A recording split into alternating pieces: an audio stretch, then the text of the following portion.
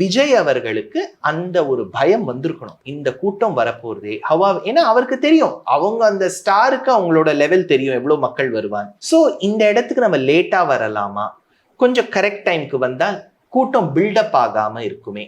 அவர் மேலேயும் இப்போ தப்பு ஒத்தர் மேல இல்லைன்னு சொல்ல, ஏற்கனவே 4 கூட்டங்களை பார்த்தவர் அவர் பார்த்திருக்காரு. சோ அதனால அடியனுடைய அபிப்பிராயத்துல இதுல ஒத்தரை தப்பு சொல்லக்கூடாது. ஒண்ணு அரசாங்கம், 2வது விஜய் அவர்கள், 3வது மக்கள். சார், நம்ம மக்கள் மேல இருக்கக்கூடிய பொலிட்டீஷியன்ஸால ஓப்பனா சொல்ல முடியாது. ஏன்னா அவங்க திரும்பி ஓட்டு கேட்கறதுக்காக போனோம். எனக்கு ஓட்டெல்லாம் ஒருத்தர்கிட்ட இருந்தும் வேண்டாம்.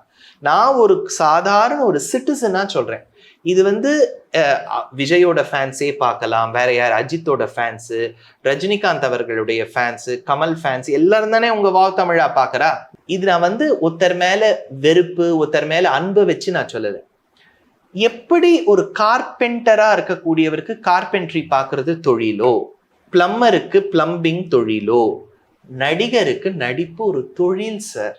அதை நம்ம அந்த தொழில் ரீதியில தான் பார்க்கணும். அது என்னமோ எனக்கு தெரியல, ஒரு வைரஸ் மாதிரி ஏதோ ஒரு வியாதி வந்திருக்கு தமிழ்நாட்டுக்கு.